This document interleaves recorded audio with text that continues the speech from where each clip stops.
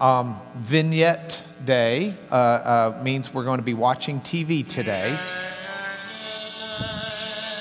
Vignettes with David. David.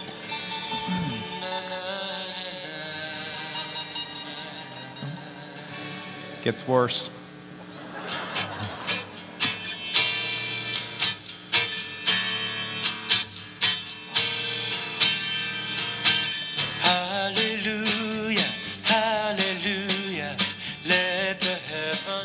So with that, we're going to start our vignettes.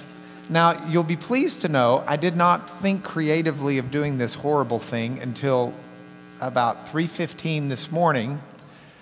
Or I would have called Steve and said, Steve, can we change up the announcements and do them as commercials in between the episodes of our TV show?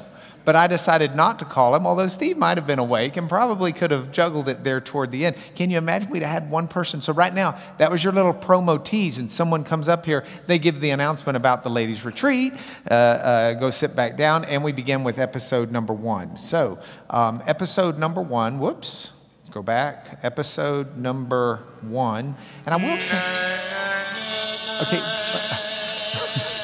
sorry, you get the theme song with each episode. It's just, get used to it. But I did cut it down a little bit. Episode 1 is David and Samuel. It is an episode entitled, what was the title? Samuel's Vision Test. See, I'm acutely aware of vision tests.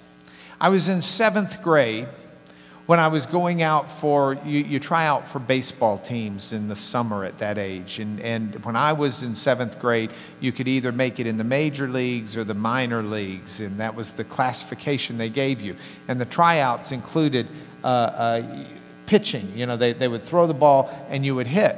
Well, Dad decided I was not hitting as well as I should, and it was one of several things. Either a lack of talent, which would have hurt him because that's genetics, or maybe a lack of experience, which would have hurt him because he was supposed to teach me how to play baseball, or maybe my vision was off, but he didn't really want to go there. So it wasn't until a little bit later when I was driving with my grandfather in the oil leases around San Angelo, Texas, in Tom Green County, that my grandfather said to me, as I'm sure you've said to your 7th grade grandchildren, it's time for me to teach you how to drive. So when I was in 7th grade, my grandfather on these oil leases, on these caliche roads would, okay, that was not me. Hang on. These oil leases on these caliche roads, there it is. He would set me behind the wheel and tell me to drive. Now the problem is they had these chug holes in the road, and he'd say, look out for that chug hole. Well, I never saw the chug hole, so I'd hit it. And he had colorful language. It'd be about the 3rd chug hole before the colorful language would click in, but it would click in, and at that point I knew my driving was through for the day. And he thought that perhaps I was doing this on purpose. And I explained to him I really wasn't trying to hit the chug holes. He says, you're hitting every hole you could possibly hit. I said, well, it's not my fault. I didn't see the hole. And so he went back and he told my parents, either your son's a liar or he's blind as a bat. You need to figure out which it is and fix it. And so Dad, that was final confirmation. So Dad took me to the eye doctor, and sure enough, I could not make out anything but the top E. I really had very, very, very poor vision. And so I got those glasses, and when I got those glasses, I can remember where we were on 4th Street. Now, in the glasses shop, when the glasses came in, they tried them on to adjust them, but I took them off. And then I can remember driving home thinking, okay, I'm going to put them on. So I put those glasses on. I was 4th Street, just a little bit west of University, and I put them on, and I saw things I had never seen before from the car. I can remember going to English the next day in school and seeing things on the chalkboard that I thought there'd just been a really bad glare in there. I didn't know you could really see things that clearly. It made a world of difference how I saw things once I got those glasses. Now, I tell you that because today we're going to look at Samuel and a vision test that he had and what he had to learn from it. We pick up the story with Saul having already been, God had pronounced that Saul would not be king forever and his lineage would not continue because Saul was disobedient to the Lord. And so Samuel is mourning this fact. And he's very sad, he's very depressed. And God says to Samuel, fill your horn with oil and go. I'm going to send you to Jesse the Bethlehemite, for I've provided for myself a king among his sons. Well, Samuel says, this isn't going to be real cool. If the king Saul finds out I'm going to anoint another person king, another man king, he'll probably kill me. That's considered treason. And God says, don't worry about it. Just go sacrifice in Bethlehem and I'll take care of the details. So Samuel goes, he goes to Bethlehem, he invites Jesse and he invites Jesse's sons to the sacrifice. And while he's there, the sons kind of parade in front of him. And the first son, Eliab, is the oldest son and evidently a tall, striking, good-looking fellow. Because Samuel's immediate reaction is, surely this is the one I'm supposed to anoint. He's got the oil, he's ready to go. And God says, no, don't look on his appearance. Don't look on his height, the height of his stature, because I've rejected him. See, the Lord sees not as a man sees. Man looks on the outward appearance, but the Lord looks on the heart. And so Samuel proceeds through God's discernment to go through each one of 7 sons. And none of them ring the bell. And so Samuel's a bit befuddled and he says to Jesse, did I get all of your sons? Did I miss something here? Jesse said, well, you got all of them except the little boy. The baby boy's out watching the goats while we do this, the sheep. He says, well, bring in a baby boy. So in comes young David. And God says, this is the one. This is the man after my own heart. This is the one I want you to anoint. And Samuel anoints David. Now, that's a great vignette. That's a great story. I'm sure it's one you've heard.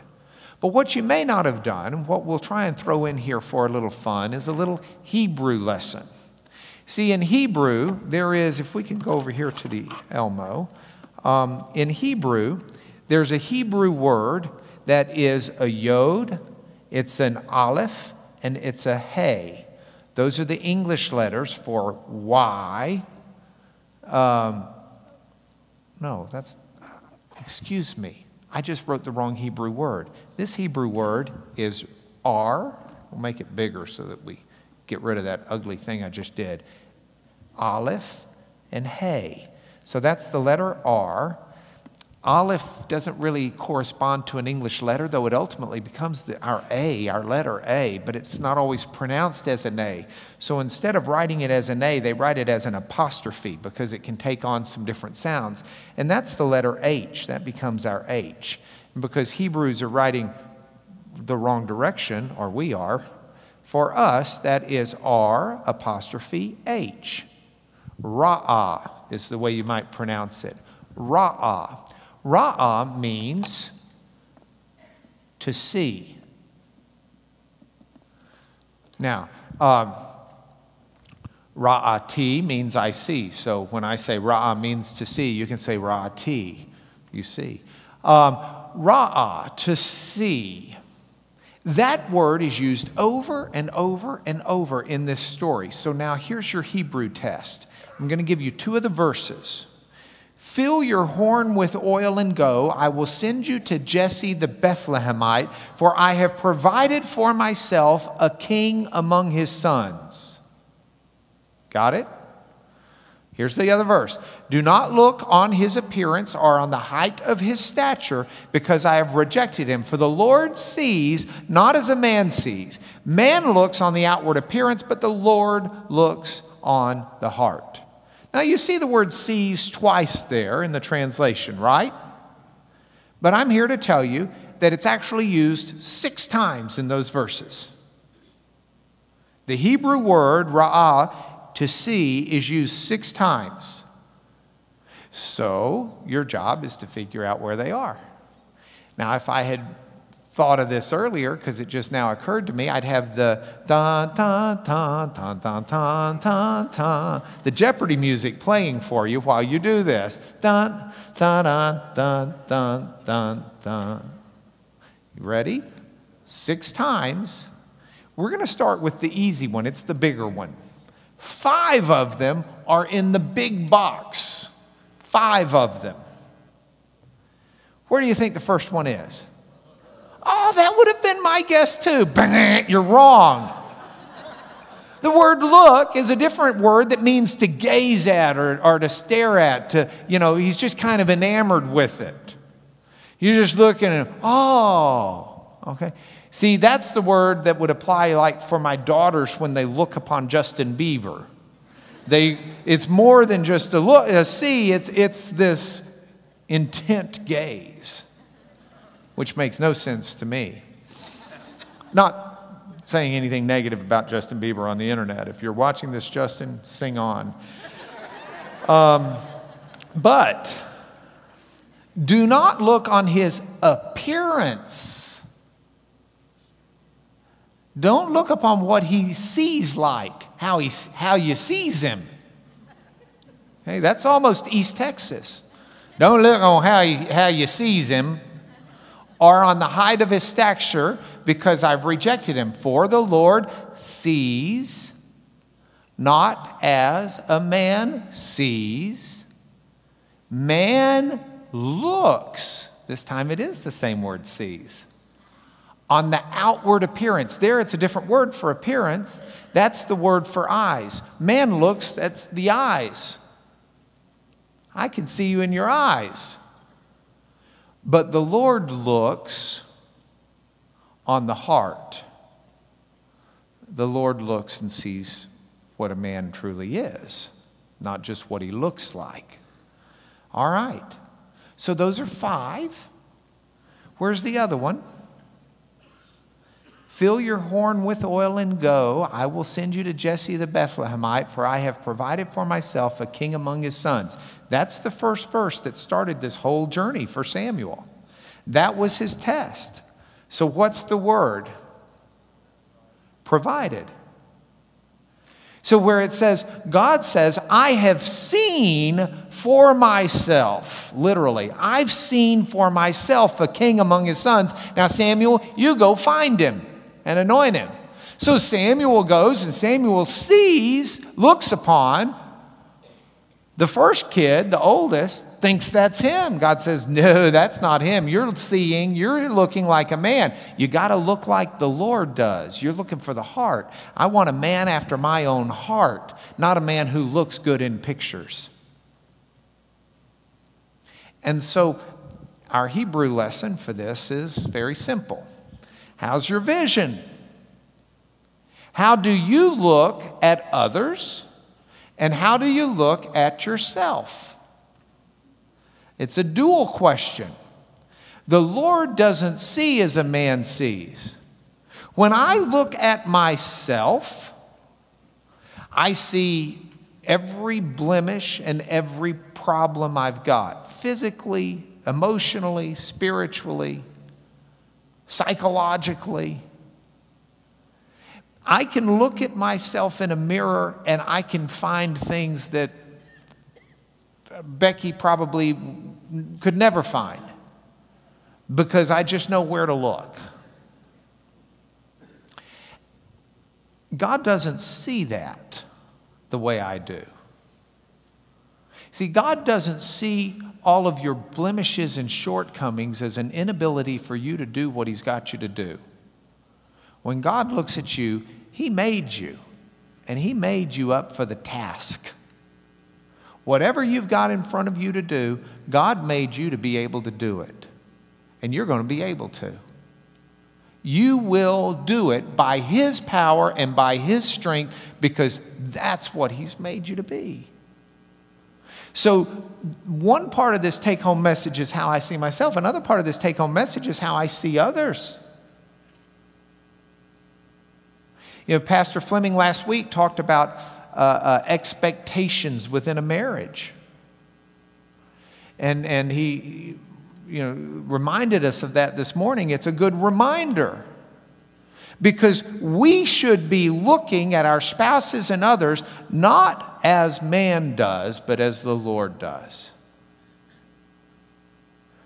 And that's your point for home. That's the end of the episode. We should have a commercial, but we don't. Instead, we go to episode 2.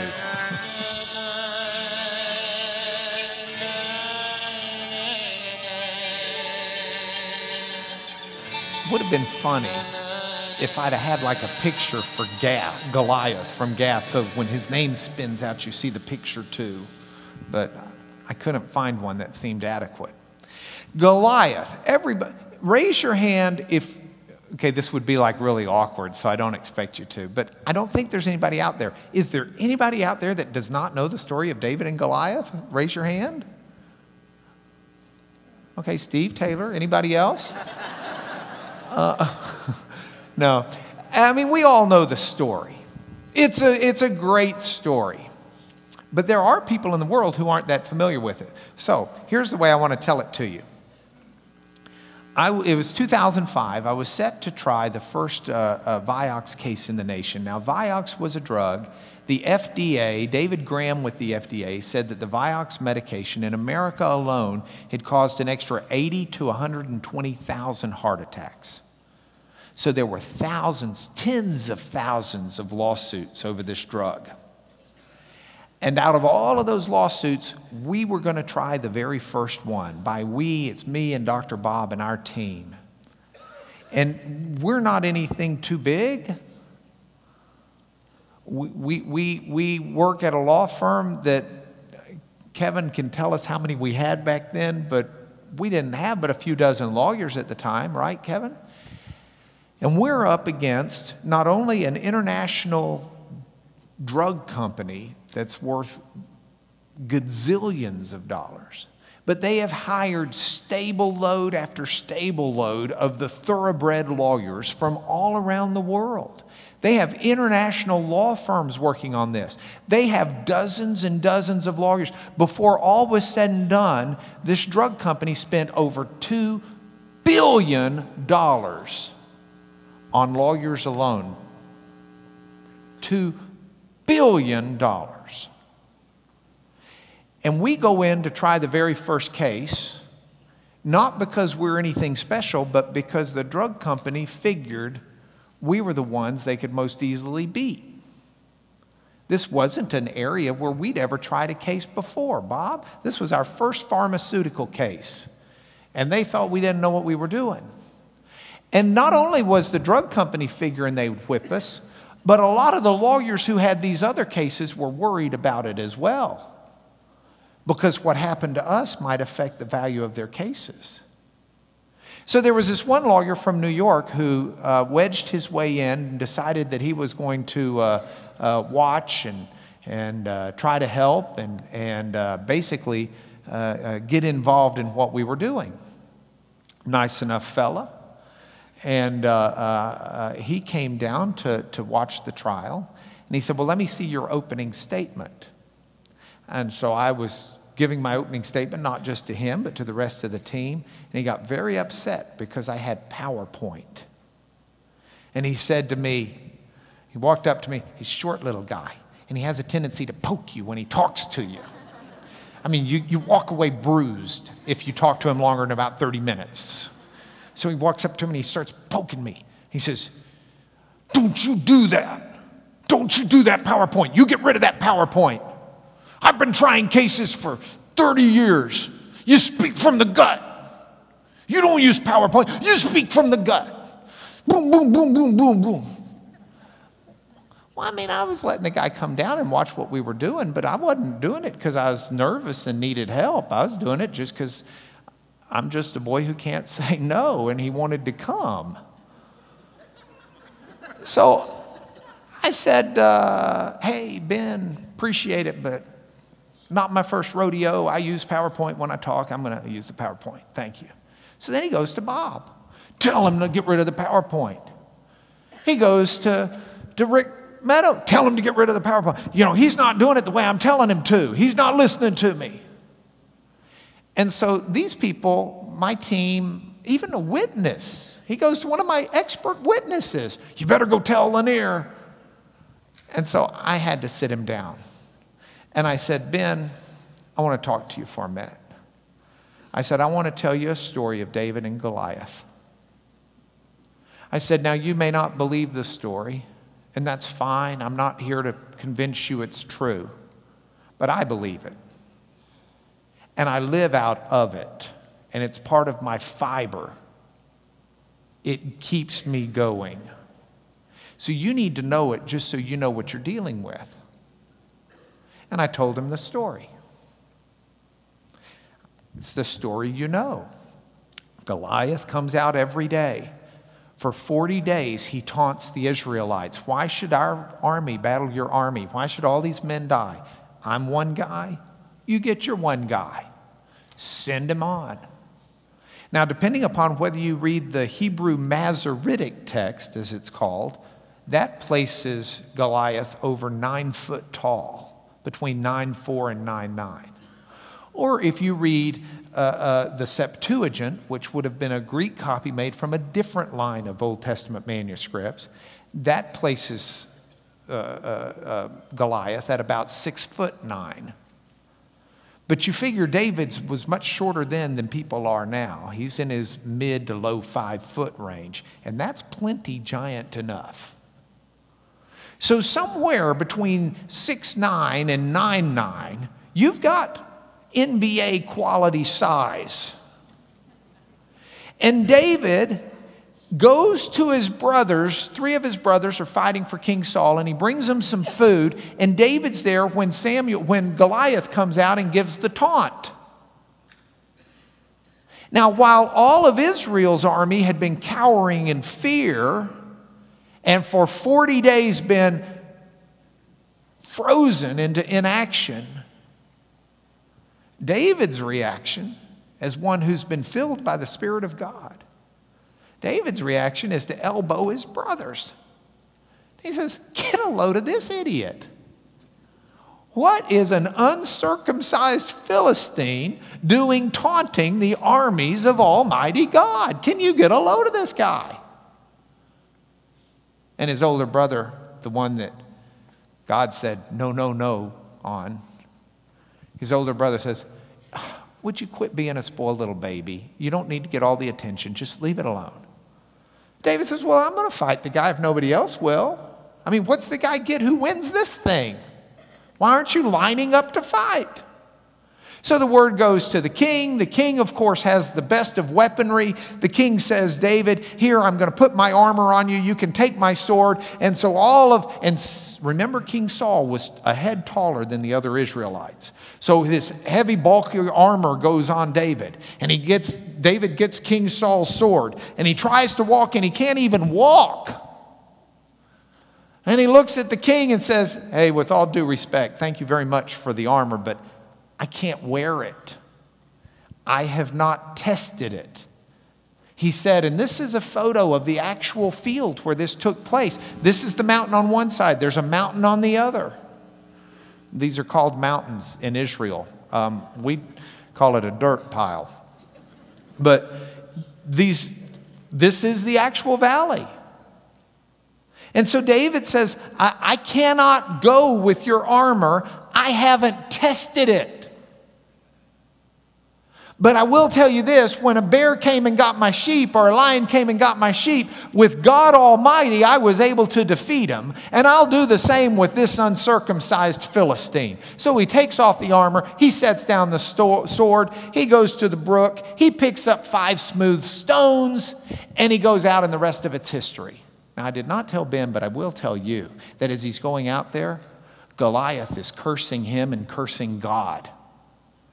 And do you know what the penalty is in Numbers in the Old Testament for cursing God, whether you're a Jew or a Gentile? You're supposed to get stoned. It happened. So David picks up the stones. He's cursing God. He gets stoned. Boom, it's over. David takes his sword, lops off his head. And I said to Ben, Ben, with all due respect to what you think works in trial for you, I'm not using your weapons. I'm going to go with what I know. I'm going to go with the advisors I trust. I'm going to go with the battle plans we put together, and I'm going to fight this battle as seems right.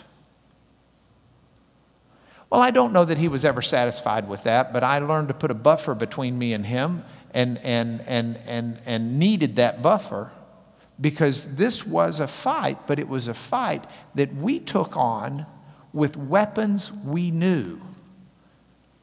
Now, we won the case, and as a result, we got asked to go speak all over the country on how we won the case.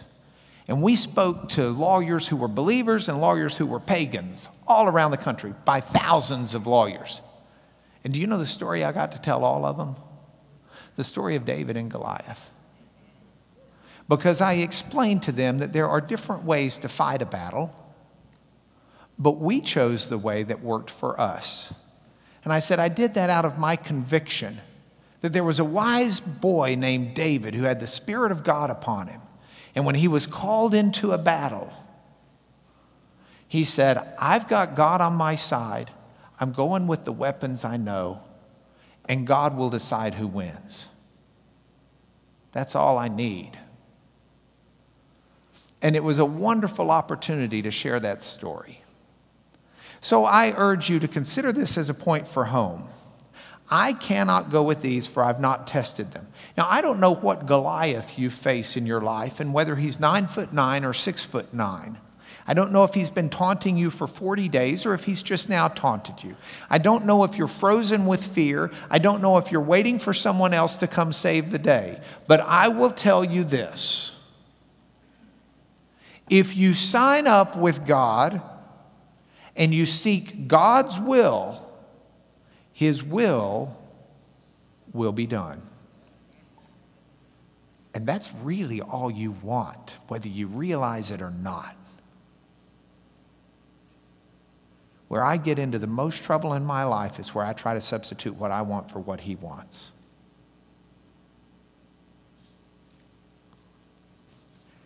I've lost cases in the courtroom that I wanted to win. But in the grand scheme of things, it's what was right before the Lord. So it's not always what I want, but it's what God wants, and that is what we want to do. So seek God's result against your giants.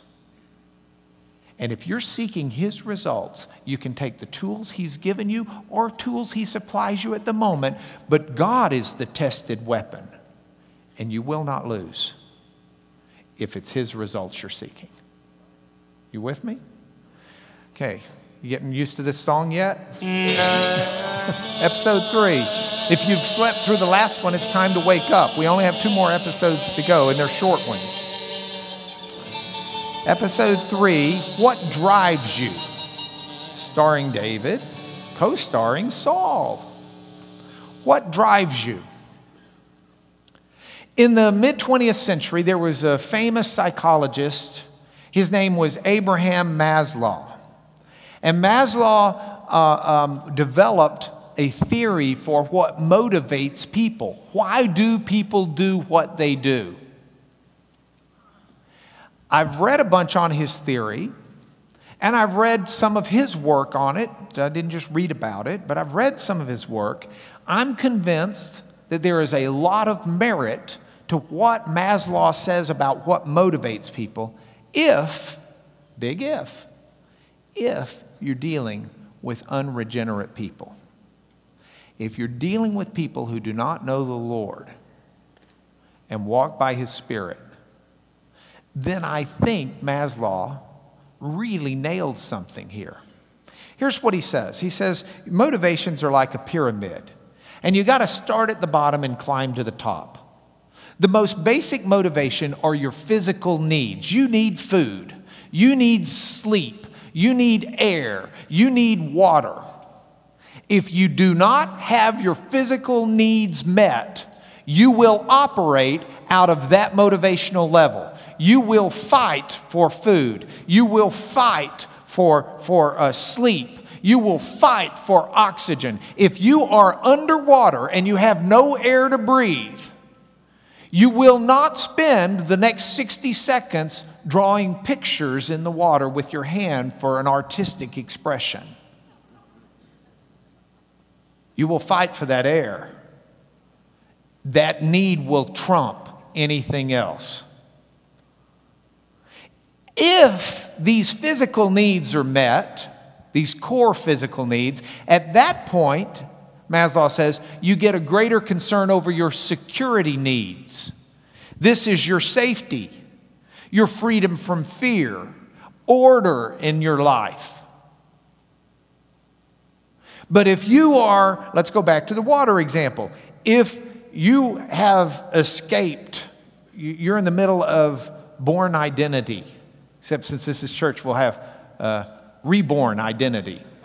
You're in the middle of the movie, and the bullets are flinging around you, and you jump over the bridge to get into the water to escape the bullets, and they're shooting down at you, but you dive deep. At some point, you're going to run out of air. You will surface to get air, even if they're still shooting, because that bottom physical need will trump the next level. But once you've got air, you'll go back down, because the freedom from fear, the security needs is that next layer. You with me? I don't mean to give you a primer in psychology, but Dr. Bob's here. He says if you learn this stuff, this gets you at least a master's degree. Number 3, your social needs. We have a need for love. We have a need for affection. We have a need to belong. But you will not motivate out of those needs unless you have already met your needs for physical and security. If you're worried about being alive tomorrow, it will trump your desire to get out today to be with someone. You with me? All right. Once all of those needs are met, Maslow said you get to your esteem needs, the esteem of others, being the Aretha Franklin, RESPECT. You don't worry about respect when you're in the water fighting for air. You don't worry about respect when you're fleeing the bullets. You don't worry about respect unless you already have love.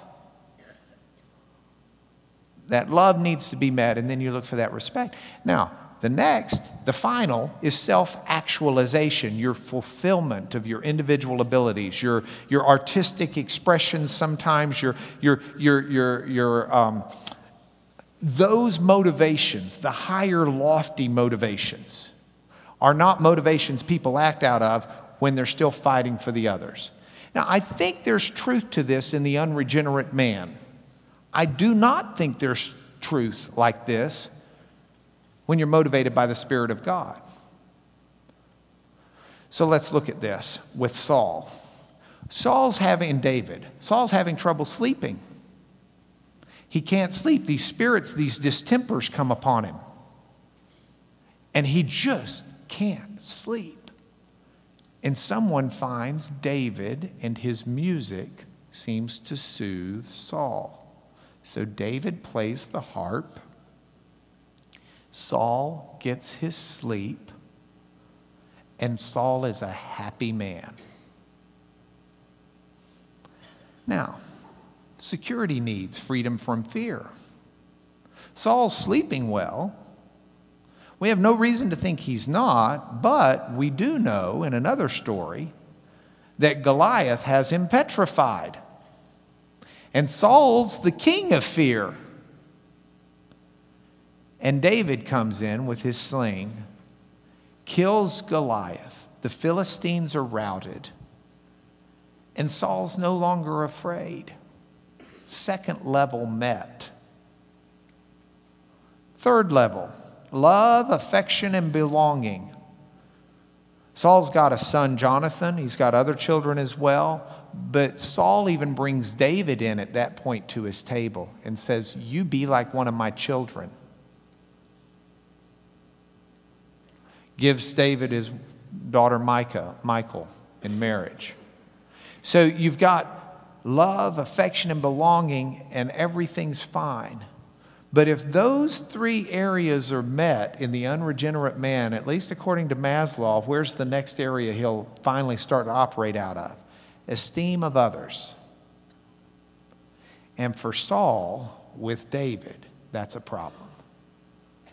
Because David goes out to fight the battles Saul sends him on, and when David comes back, all of the women are singing, Saul struck down his thousands, and David his 10,000s.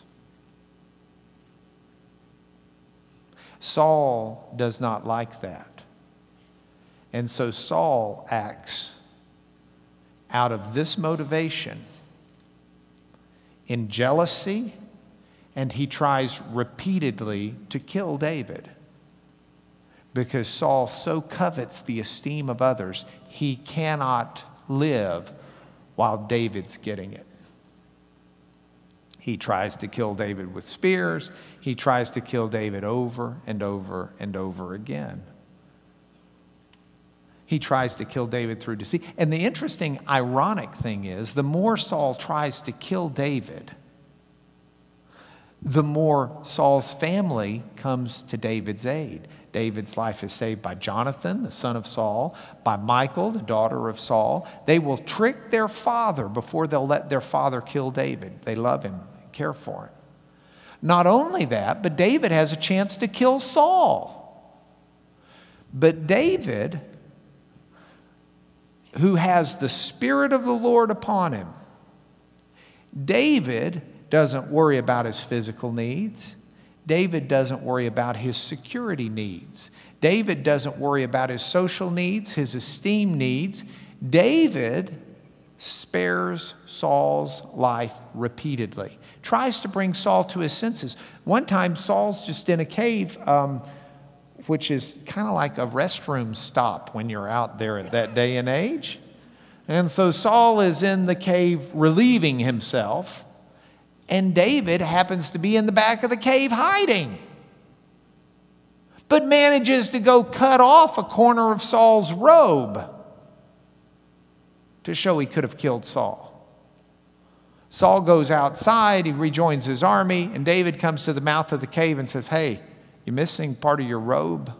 I could have killed you if I wanted to. Doesn't this tell you I'm not out to get your kingdom? But Saul's concern was not simply that David was out to get his kingdom. Saul's concern was jealousy. David was getting his attention. So what's our point for home? It's really interesting, and when David is anointed by Samuel, verse 13 of chapter 16 says, the Spirit of the Lord rushed upon David. And the very next verse says, the Spirit of the Lord departed from Saul. See the contrast. Because with the Spirit of the Lord, things are different. Go back to that one more time. Ask yourself this: where did Jesus operate? What was his motivation when he died for you and me? Was he fighting for air, food, or sleep? No.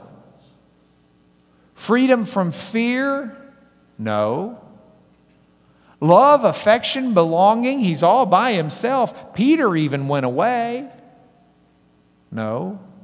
Esteem of others? He was esteemed not, Scripture says.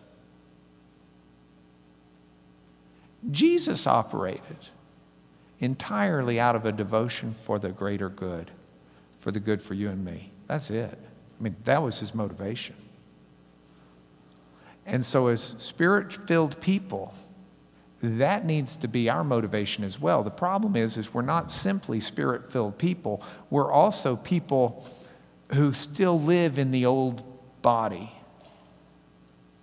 And so the question kind of becomes, which part of your life do you feed? Are you feeding the Spirit, or are you feeding the flesh? Are you trying to live out of love, joy, peace, patience, kindness, gentleness, faithfulness, self-control? Are you trying to live those fruits of the Spirit out of the works of the flesh with jealousy, envy, strife, anger, hostility, Where are you feeding? What part of you am I are we trying to nourish? That's your point. Final episode. Woo, that didn't animate right.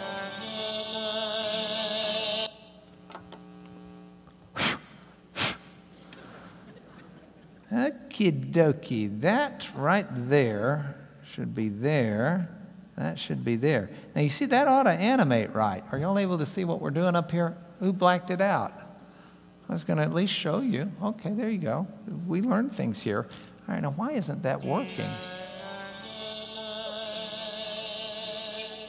Okay, here's what we'll do then. We'll do this. Final one. Quit laughing, Steve.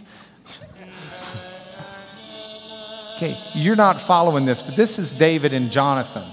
And so here's how we're going to do it. We're going to just take all of that off, and I'm going to tell you this. When I was in, I think I was 15 years old, I got asked to speak at a youth camp called Encounter at Lubbock Christian University. I got to give one of the evening speeches. And I was, there's like 500 or 600 people there. And I'd never done anything like that before. I'd given some speeches. I'd been in speech and done debate and all of these types of things. But in terms of public speaking to a big group, this was my first run. And I was very concerned. I'd been assigned a topic. The topic was follow me in friendship. And I didn't know what to do. And so I started thinking about it, and I was mulling it over, and my mom came to me, and she said, well, you're getting kind of close, aren't you? And I said, yeah, it's a couple weeks away. She said, have you figured out what you're going to do? I said, well, no, I'm working on it. I've got some ideas. She said, well, let me make a suggestion. I said, what's that? She said, why don't you find a Bible story that's a good story of friendship, tell the story, and then draw some parallels or some illustrations or some what we would now call points for home from it. And I thought, that's a pretty good idea. So I was working through the Bible, and I came on the story of David and Jonathan. And it was the story I told. And it's a wonderful story. It fit well. It is the story of David, who ultimately is going to be king. Jonathan even recognizes it. But there's absolutely no jealousy. Jonathan, son of King Saul, knits his soul with David. And the Hebrew word that's translated knits is literally interweaves his soul with David. And he saves David's life, and he cares for David in a genuine others care sense. And Jonathan says to David, one of the last times he sees David, it was set up where David's convinced Saul's trying to kill him. Jonathan's saying, Dad can't be that callous right now. David says, oh yes, I can't show up at the dinner table. Your dad's going to kill me. Jonathan says, look, I'll make up an excuse. You go hide in the woods. I'll find out if Dad's really that angry. If Dad's really going to try and kill you, then I'll come out and I'll shoot an arrow. And they set up this code system. So you'll know, flee. Well, as Jonathan's trying to figure out if Dad's that angry, Dad gets so mad at Jonathan, he tries to kill Jonathan. Jonathan's kind of like, oh, I guess he is. So Jonathan goes out, shoots the arrows, lets David know, but can't bring himself just to let David go off.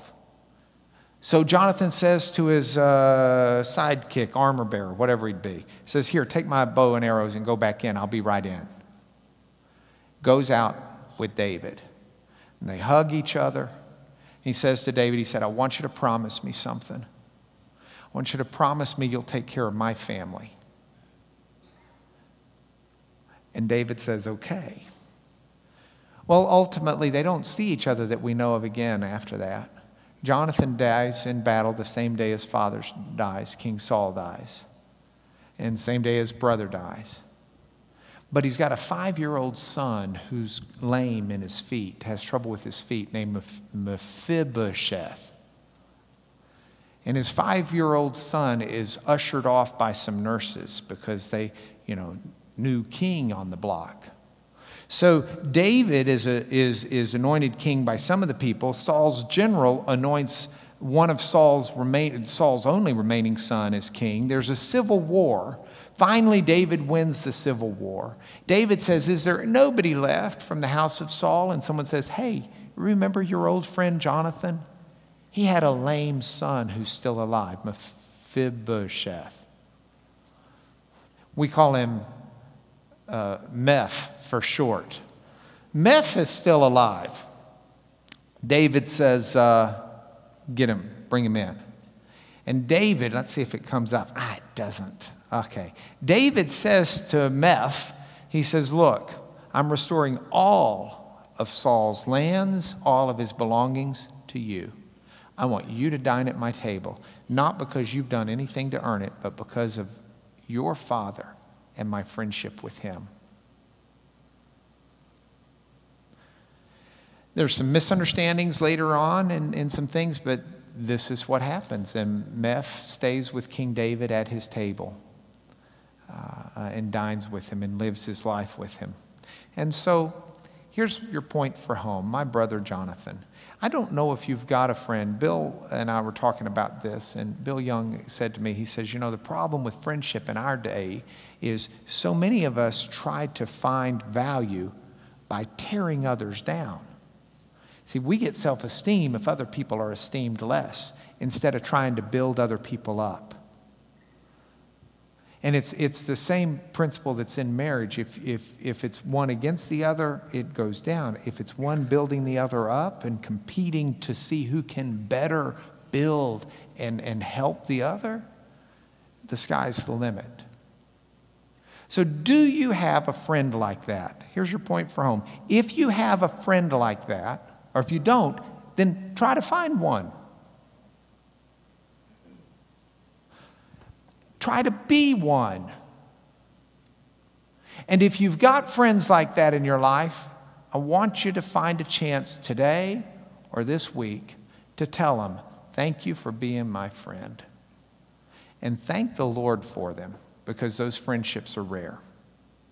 Now, those are our vignettes. As I said, if you want more, then for next week, if you would read 2 Samuel and email me your 3 least favorite things about David. I have to say 3 because he commits adultery with Bathsheba, and everybody can write that to me. So you got to come up with something beyond that, okay? Then we'll see if we can plug those in. Would you pray with me? Lord, I just pray your blessings upon us. I pray that those who are searching for a friend in life, you will put a friend in their way so that they have a godly person in their life to love them and speak truth to them. And I pray that they'll be friends and look to be friends with everybody. True, caring friends who operate out of your spirit and not out of the flesh. Who are motivated by what's right from you. Lord, I know we've got a lot of people with problems and giants, and I pray that you will give them the confidence to trust you in those battles and to seek your will. And I thank you so much that you've filled all of us with your Spirit as we believe and put our faith in you.